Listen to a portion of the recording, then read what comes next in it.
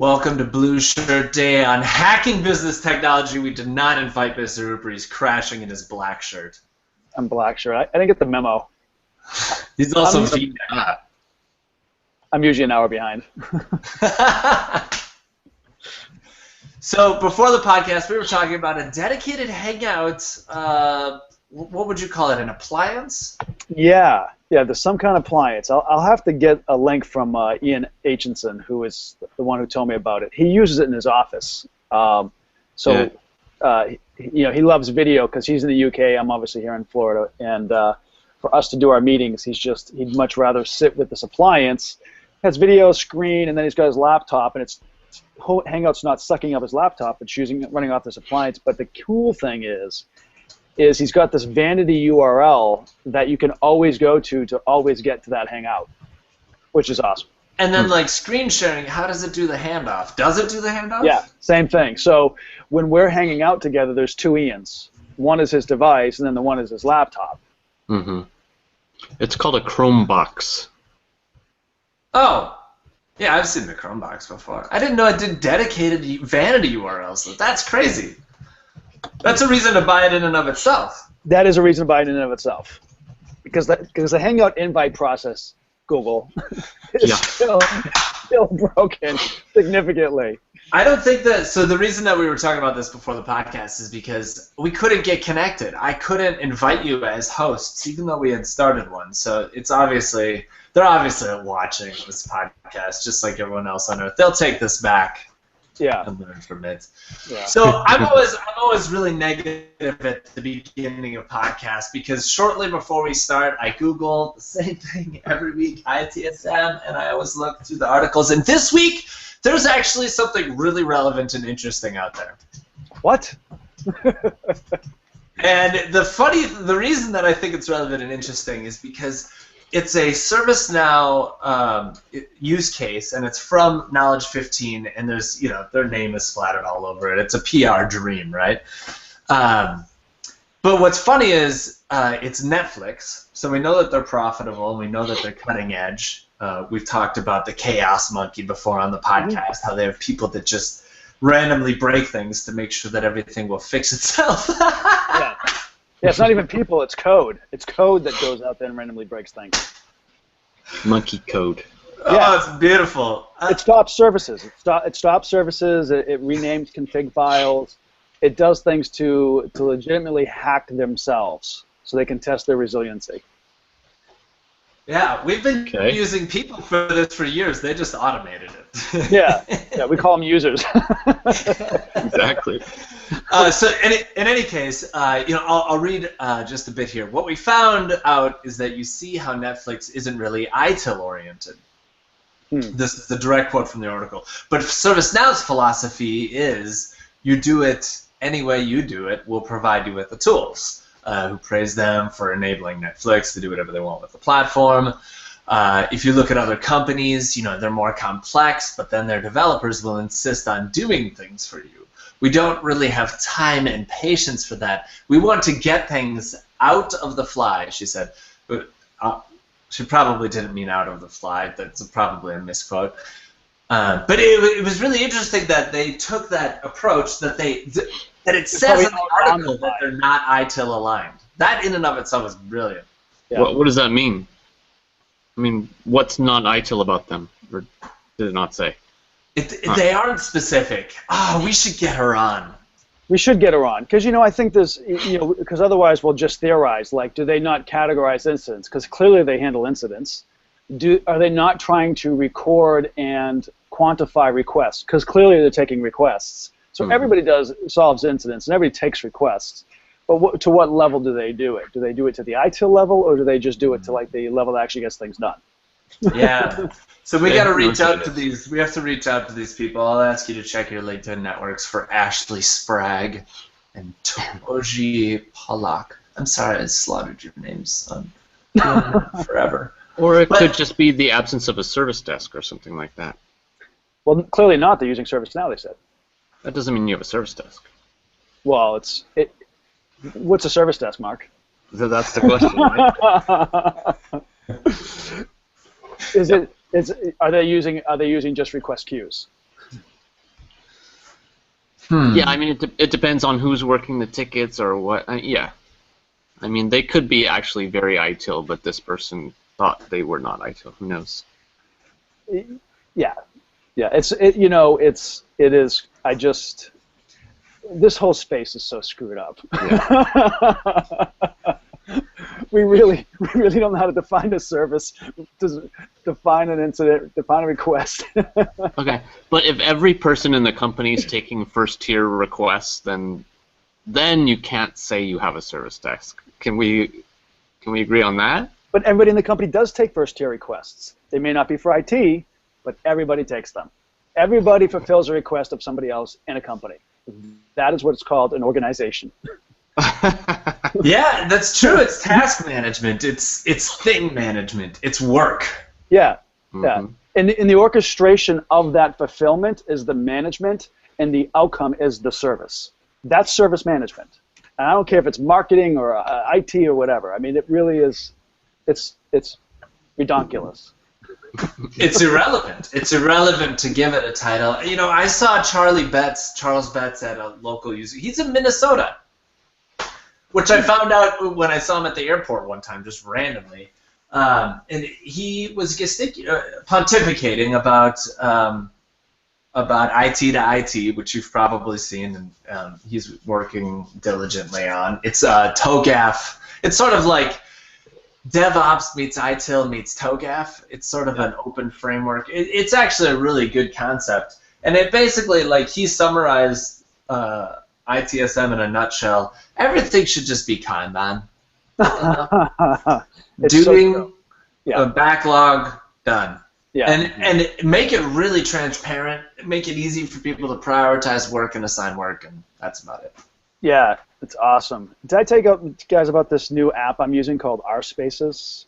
No. It's so awesome. It's they call it Revolution, but it's R-Evolution, and the whole thing is, I'd show you my screen, but I dropped my iPhone for the first time. In however long I've been using phones forever, I've never crashed a screen. I've always been so proud of it. My daughter said, "What time is it?" I whipped my phone out, kablam, just before I have to go to interchange. But the whole thing is every email, every task, you can instantly swipe into this thing called plates. And there's past, present, and future. And if you swipe it into the future, it immediately asks you, when do you want to be reminded of it? It is so stinking simple. So I don't use an inbox for my queue anymore. I'm using what's on my plate. I love it. So That's awesome. nice. What's it called? R-Evolution. It's a Calgary company that you know, this is an application of their core platform, and their platform is actually called Core. It's like excessively used in the oil and gas industry for task management, Kanban type, you know, quality management, and they just made an application for email to facilitate that using the same theories. Really cool. Very interesting. Very difficult to Google. Very difficult to Google. They're somewhat still in stealth mode. They're just kind of getting out to market. Yeah, that's pretty cool. You actually did show that to us. I rescind my earlier statement. Oh, did I? Yeah. You said it's what you wanted Smack to be. Yes. Yeah, that's how I got a hold of these guys, or they got a hold of me. And that context of time, I love that. I love being able to turn back time and turn forward time. Oh. Yeah, if I could turn back time, if I could find my way. On the Apple Watch, when you have the Earth. Oh, you're just showing off. When you have the Earth as your watch face, you scroll and it moves the Earth back in time. Yeah. And so you can just scroll back in time. So did you buy an iPhone, Baron? I've had an iPhone for almost 3 years now. But you almost didn't, and you went. I almost didn't. I actually ordered an Android even. I ordered the S6 and found out it wasn't waterproof, like the S5, the S4, the S3, the S2, or the S1. So I said, no, I'm not doing that. I want the waterproof. You're not giving it to me. That was really the only reason that I was changing to Android and to try it out again. And then, you know, yesterday someone handed me their Android phone, and it has evolved to be much better. It is. It's so much better. I just started on Monday a blog post on why my next phone will not be an iPhone, and then I smashed my screen. So it was almost like karma or something. But I love the big screen. It's huge. Look at all those apps. Wow. Yeah.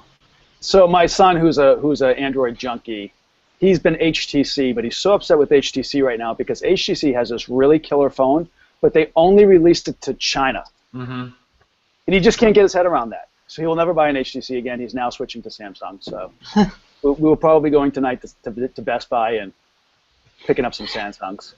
Get an S6, man. Yeah, that's what you said, S6. I don't know. My mom got her first smartphone recently, and she got an Android, and I really regretted not getting her an iPhone. Mm-hmm. It's just, it's far too, there's too many holes for her to fall into that she can't get out of. Yes. But your mom's not trying to send emails from her iPhone with attachments.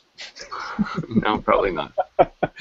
Your mom is still spelling out YOU for you. Oh, my mom doesn't even understand the concept of pinching to zoom. I mean, that's like a whole new, plane of existence for her. Yeah. So your mom and me have much different use cases.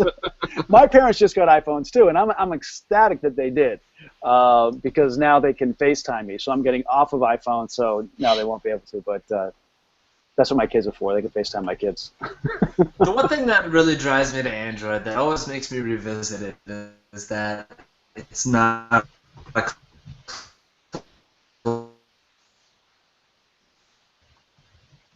Baron? Oh, you're bugging out on us, Baron. We lost you. But honestly, the biggest reason why I am so frustrated with the iPhone is the contacts. When you look up a contact, you can't see where it's stored. I have 4 or 5, mail contact services plugged into my phone. Yeah. I want to create a new contact. By default, it's supposed to go to Gmail, but sometimes I'll search for somebody and it'll show me 3 of them. And you need something to aggregate it. I use Brewster. Well, Brewster, that's actually what I was going to put in my post, is they should just go by Brewster, right? But but even then, you need to make Gmail your aggregator, and then Brewster clean up Gmail. So then I'm like, well, why don't I just switch to a Google phone? Yeah. And then, even when you get an email, you can't see what email address they sent it to sometimes. Yeah, it's really bad that way. It's just frustrating, right? It's so built for, the consumer. They're not paying attention, and they don't get it. And I really feel like Android has stepped up and recognized, hey, we got professionals, heavy business users who want to use this thing. So, to me, that's a big difference. And another app that I might be getting rid of is Evernote. Why? Well, I've potentially found a significant security flaw. I think we talked about this last week on the podcast, where you back up, install Evernote, and an old Evernote export or something came into my wife's Evernote implementation, and it was my files. So we at a point in time, I switching jobs. I had gotten off the MacBook Air, so I just used hers with my own profile, installed Evernote, took it off, and then when I went to go install it for her, it sucked in my files with her credentials. That's a huge security flaw.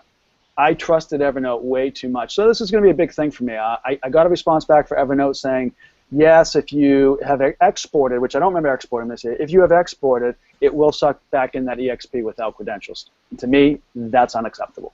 So I've got a response back to Evernote coming out, and we'll see how that goes. But I may have to dump that. That's going to be tough. So the files are in the computer? Yes. Yes. So what you want is note-level encryption, locally stored as well. Well, you log in and you sign in to Evernote with credentials.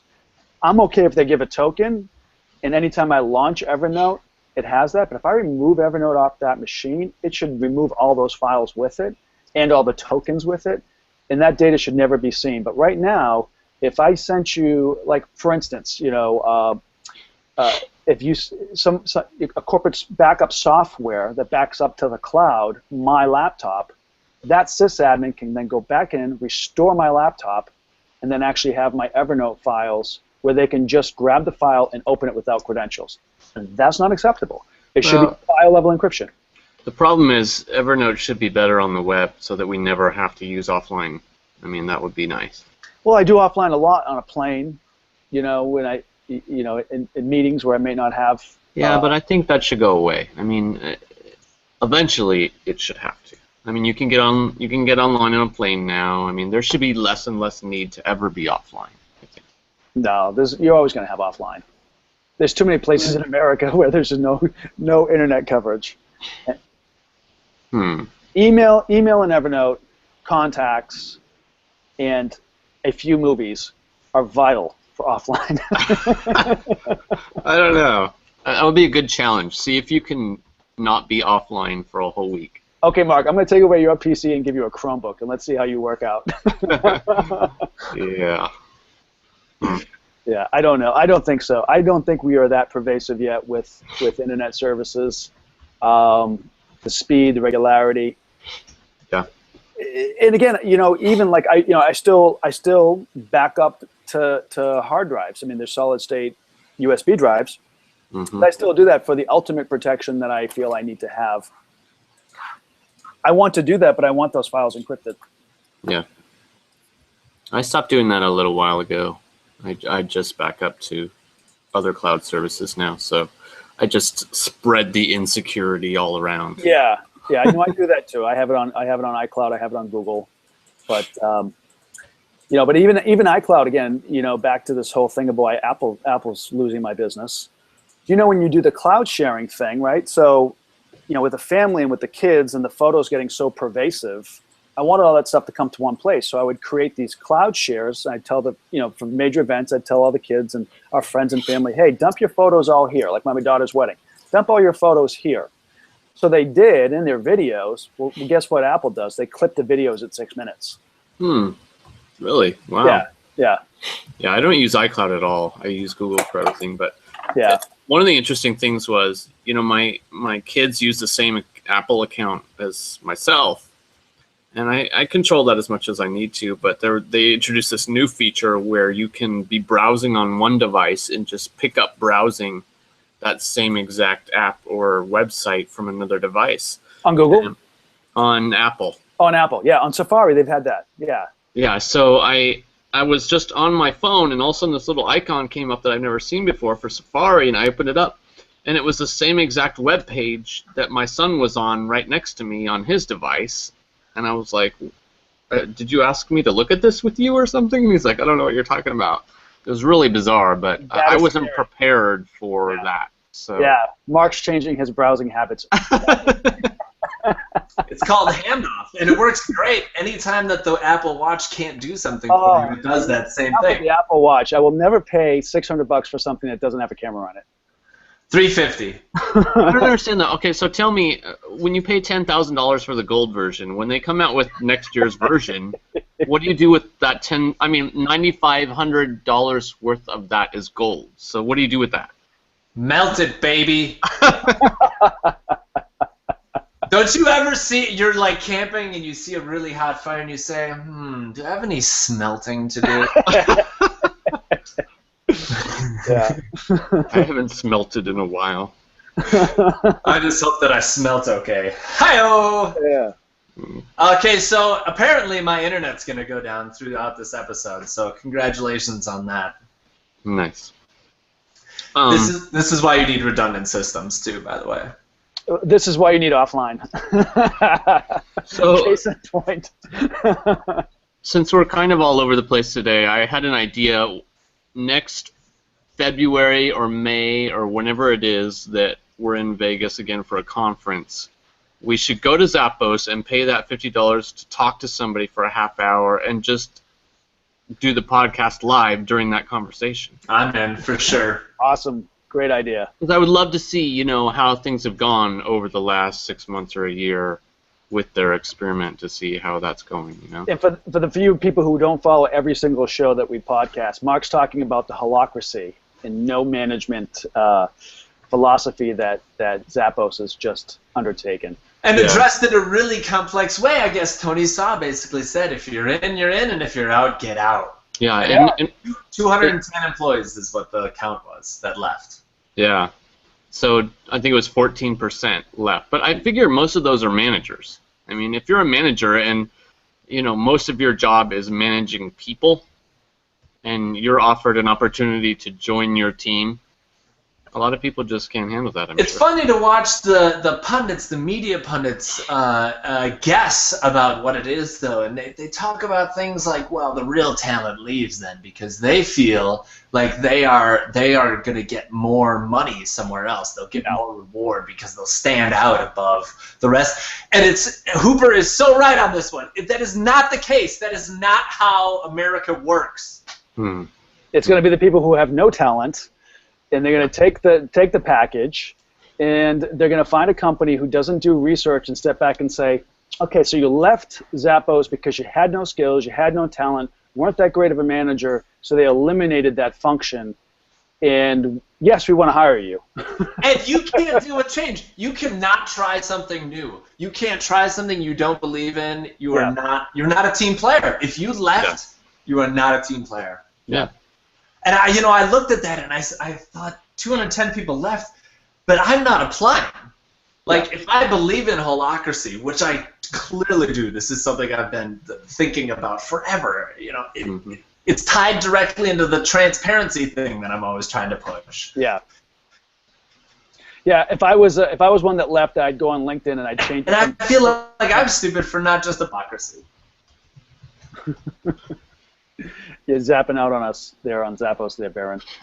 So yeah, if I was a Zappos employee that left, I'd change my company to Amazon Shoe Division. So for real. Well, one thing I was thinking about a lot this week was, I was telling some other people about it, and the idea as well of no service providers within the organization, and that you have these autonomous teams made up of every kind of component of a business, vertically end to end. What happens then? I guess what that means is if that particular business fails, it fails independently of other business units. But how do you have shared services then? So, I mean, is each business unit team allowed to use whatever HR system they want or whatever financial system? I mean, how do you manage that? That was a big question that I'm curious about. Well, I've been... Well, yeah, Baron, I'm completely agree with you. That's a great question, Mark. You really wonder, like, the managers of this whole holacracy thing, the ones who are running the metrics and the reports, to report back, like, yeah, this is effective, this is working. Aren't they ultimately going to work themselves out of a job? Yeah. Isn't the whole nature that they don't exist? Well, I think it's key to remember everyone has a title. Yeah. And the titles, I mean, there's still a CEO title. Yeah. But that doesn't necessarily mean that CEO manages any people, right? The accountability still comes from the groups and the community weighing in. Yeah, no, you're right. I think you're answering the question. Is I think that comes down to those autonomous systems really have to understand what their goals and objectives are. So while it seems like holacracy eliminates governance, it actually reinforces it. Yeah, that's the tricky thing. So each business unit team working together could vote or weigh in on what systems to use, and it's still decided kind of for the good of the overall or the business unit itself. It'd be really interesting to see how that plays out. But what seems more critical than anything else to me is you have to have a system that manages this. This is not something that people can do on their own. Yeah, which they do. Glass Frog, right? Yeah. Yeah. Which is exciting to me because it says that people can actually work together differently when technology reaches a certain point of allowing them to do that. Yeah. That's interesting. It amazes, sometimes I take for granted how much insight and wisdom there has been collected about strategies and goals. I was just reading an article in the Harvard Business Review that was talking about strategies. You know, when Drucker would talk about strategies, it was always competitive differentiation. It was mostly focused on price, right? So could you improve, could you be more valuable at a better price point, or could you create it cheaper and get it to market faster at a lower price point, right? So, I mean, those were only the competitive forces. And it's really come to the point that value in a product has taken on so many other concepts, and Zappos is a prime example of that. You know, the customer service aspect of the product has become their competitive differentiator, right? Yeah. And it's really not so much, again, the price or other things like that. So it's interesting how we perceive what makes us special is something that is driven down to the lowest level in a holacracy,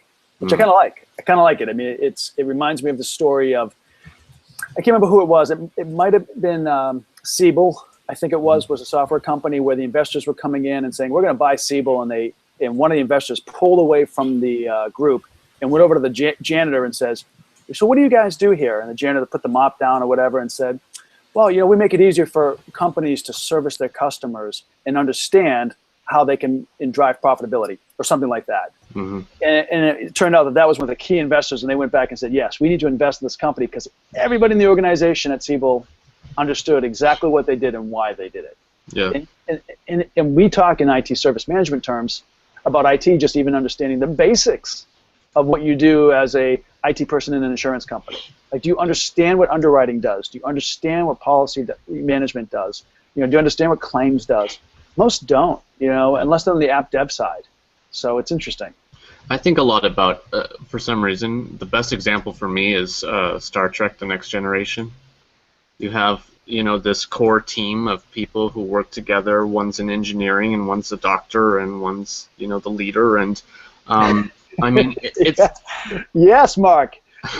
Star Trek is the agile team. It really is. I mean, there's no service management there. There's just not. Right. Geordie LaForge in engineering doesn't say, well, let me check the SLA in our agreement to see if I can do that for you. Right. Right. I mean, there's none of that. Yes. And there is a banana clip on his face. Yes, that too. And then on the flip side, the business has every technology advantage at their disposal because the technologist is at the same table with them, like quite literally, right? Yeah. Yes. Yeah. So you guys, just another piece of breaking news. You saw the world's smartest woman gave us a huge plug. My mom sent me. Oh. I thought you were going to gush about Kim Stevenson. Yeah, she actually listened. My mother actually listened to this show and wrote me a text message saying, "Just listen to your podcast. Matt, Mark, and Farah are pretty funny. I really enjoyed it." That implies that you weren't funny. Hey, you're right. Oh, mothers. Gotta love them. I can't wait to actually go back and watch this podcast and see what you guys talked about. No, I'm serious. But if you do have a way to actually fix the internet forever, please let me know. Otherwise, I'll just be here in my home office with the internet going up and down like this all day long, hacking business technology. We'll see you next week. Bye, everybody.